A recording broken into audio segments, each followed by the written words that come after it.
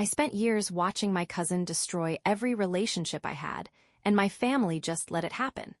But when I brought my new boyfriend home, she tried to play her usual games one last time. Only this time, she picked the wrong person. My name is Alina, and at 32, I have finally learned that peace is not something you negotiate, it is something you claim. Growing up in the Bay Area, life was dictated by the unspoken rules of our tight-knit family. We were expected to congregate at every holiday, usually in a sprawling Victorian in Pacific Heights, where my grandmother presided over the table like a monarch. To skip a gathering was to invite total social excommunication. My cousin, Julianne, was the inevitable center of that universe. 2 years my junior, she occupied the space I was never permitted to enter. She possessed a kind of effortless, golden-hued beauty that felt almost predatory. With her sun-bleached hair, sharp features, and a poise that suggested she was constantly being filmed, she drew eyes the moment she entered a room. From the time we were teenagers, I learned to anticipate the shadow she cast over my own life. The pattern solidified when I was 23. I had been seeing a software engineer named Julian, a man of quiet intelligence and genuine kindness. I was proud to bring him to a Thanksgiving dinner, foolishly believing that our 4-month foundation was sturdy enough to withstand the atmospheric pressure of my family. I should have known better. The moment Julianne arrived at the Pacific Heights residence, the air changed. She was wearing a silk slip dress that belonged at an upscale lounge in Soma, not at a family table.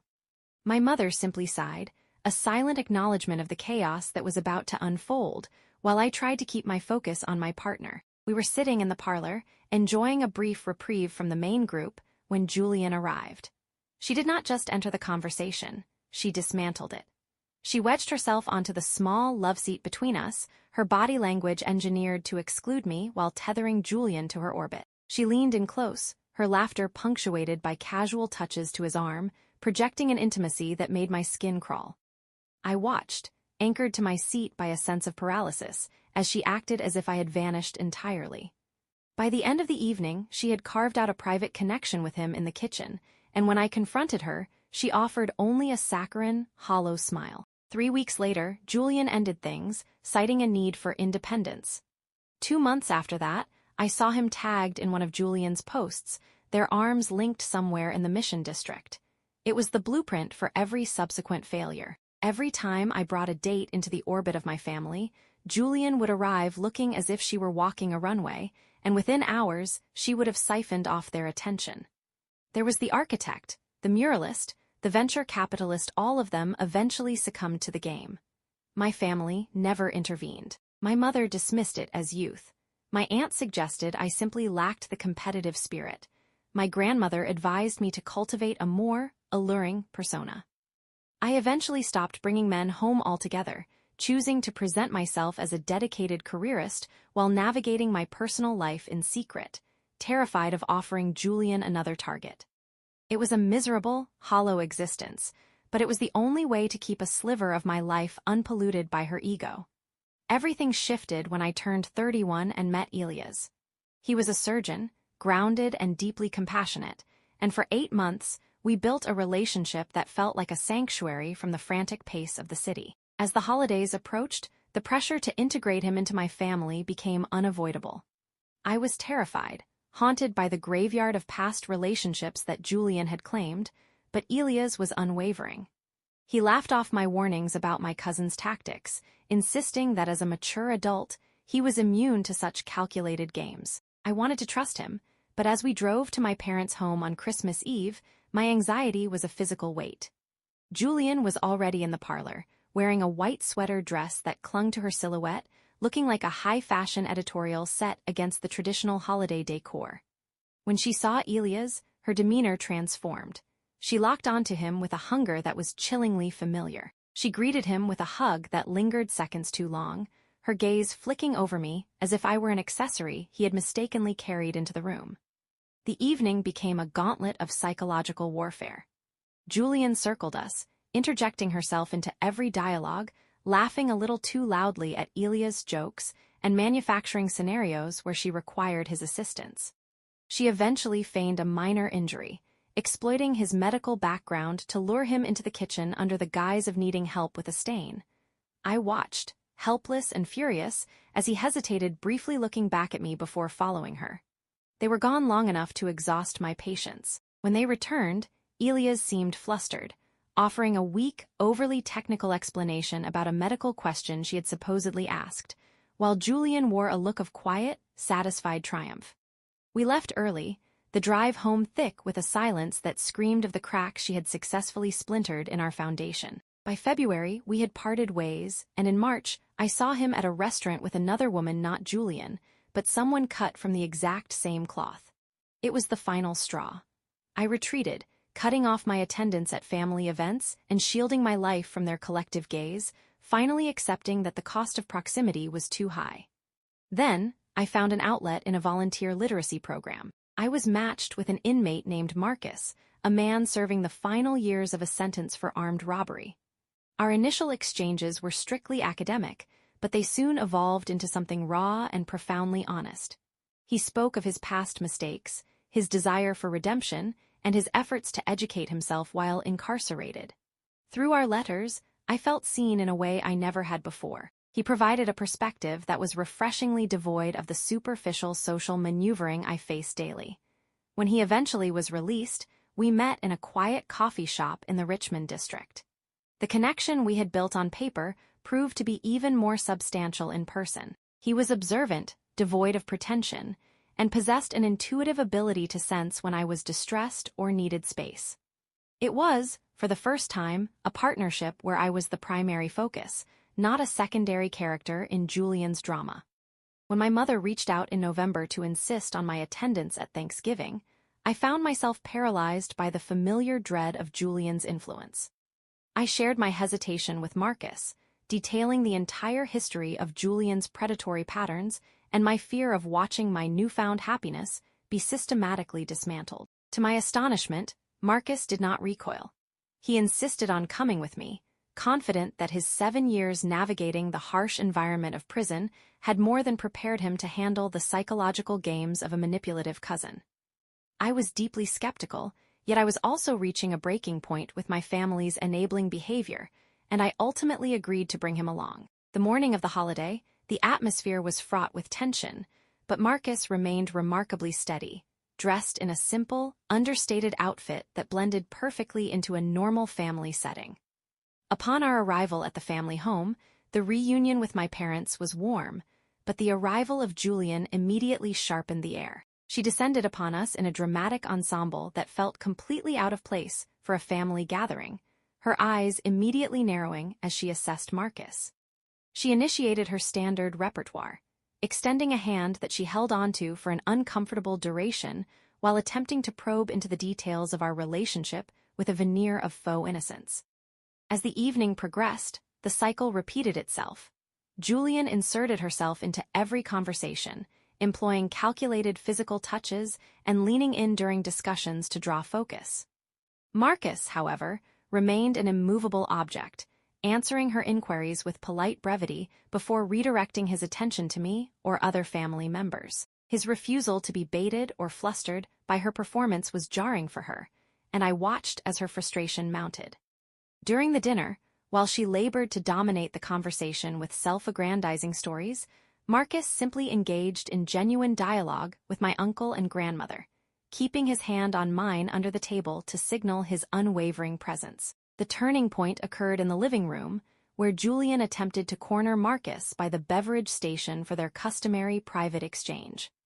I watched from a distance, heart racing, as she leaned into his space, but instead of succumbing to the pressure, Marcus took a definitive step back, shut down her advance, and returned to my side on the couch. The evening ended with Julian standing alone and stunned, her typical power over the room entirely absent. On the drive home, Marcus revealed that she had attempted to disparage my character to him, but his calm dismissal of her toxicity provided me with a profound sense of release. It was the first time someone had not only chosen me, but had refused to play her game, validating my worth in a way that felt like a long-overdue victory. The fallout was swifter than I anticipated. A week later, my mother called, her voice strained with the news that Julian had reached a breaking point, claiming she felt unsafe because I had introduced an individual with a criminal history to our family gathering without prior disclosure. My mother's plea for me to consider my father's distress and my grandmother's anxiety only deepened my resolve. It was yet another attempt to prioritize Julian's fragile narrative over my own reality. I withdrew completely, cutting communication with the family for weeks as a deluge of messages arrived, each echoing the same narrative: that I was the selfish instigator for not warning them of Marcus's past. The tension persisted through Christmas, which I spent in the quiet, supportive environment of Marcus's aunt's home, a stark, peaceful contrast to the performative stress of my own family gatherings.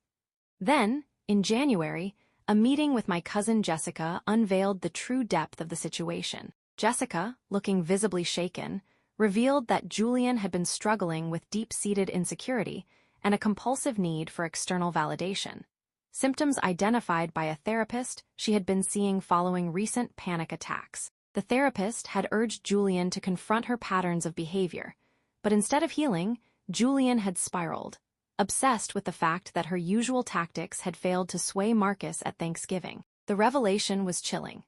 Julianne had been actively monitoring Marcus's life online, digging through his past, and even contacting his former partner in a desperate attempt to manufacture dirt that would paint him as a danger to the family. She had essentially weaponized the information regarding his record, curating and presenting it to my parents and grandmother to cast herself as the victim. Jessica's warning was clear. Julianne was planning to file a formal police report claiming Marcus had threatened her at the Thanksgiving event, a move designed to jeopardize his freedom and destroy our lives. The world seemed to tilt on its axis, yet in that moment of terror, Marcus remained my anchor. He was not surprised by the escalation, noting that society rarely forgives those attempting to build a normal life after incarceration.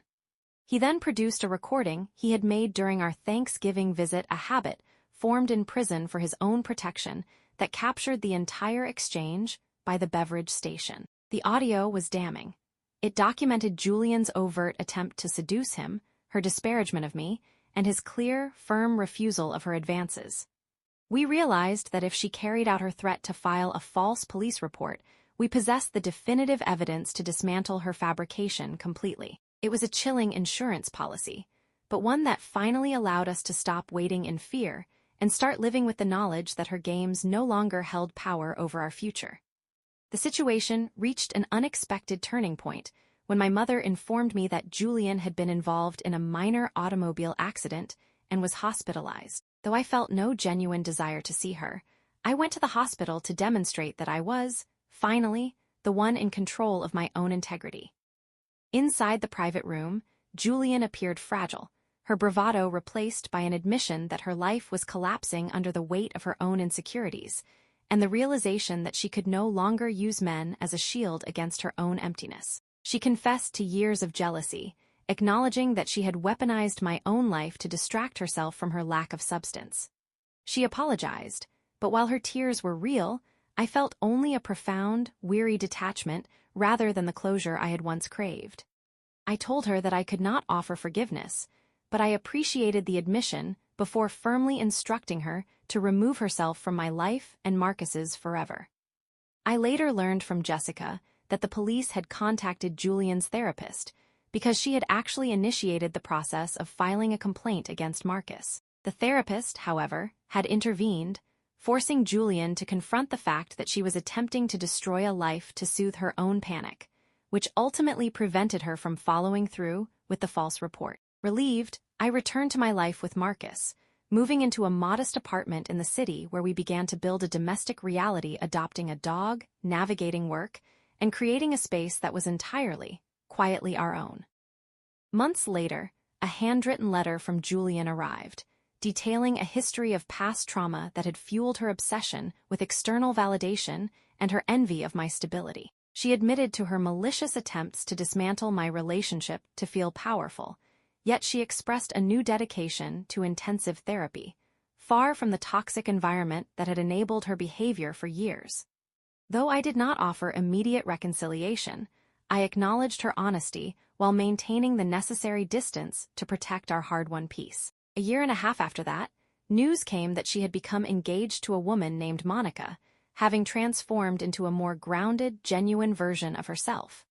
When she invited me to the wedding, I found myself willing to attend not for the sake of the past, but to see for myself if change was truly possible, supported by Marcus, who remained my steady companion through it all. The wedding arrived, held at a scenic venue overlooking the San Francisco Bay, a place that felt a lifetime away from the suffocating parlors of my youth. As I stood there, watching the ceremony, I was struck by how much the landscape of my life had shifted. Seeing Julianne stand at the altar, looking calm and genuinely present, was an experience that defied the history I had carried for so long. It remained unclear whether she had truly reconstructed her internal world, or if she had simply found a better way to hold her demons at bay. But the realization was that her trajectory no longer intersected with my own in a way that caused me harm. Marcus remained by my side, a testament to the resilience of our partnership. He had navigated the judgment of others and his own past with a quiet dignity that had fundamentally altered my own perspective on life. He often remarked that the aftermath of his incarceration had taught him to view life as a series of singular, unfolding moments, embracing the messiness of humanity while maintaining a sharp focus on what truly mattered. Watching him interact with my family, who were now forced to reckon with the man he actually was versus the caricature they had once built, provided its own quiet satisfaction. My life in our small apartment, filled with the presence of our dog and the simple, predictable routines we had established, was more than enough. It was a profound, hard-won victory.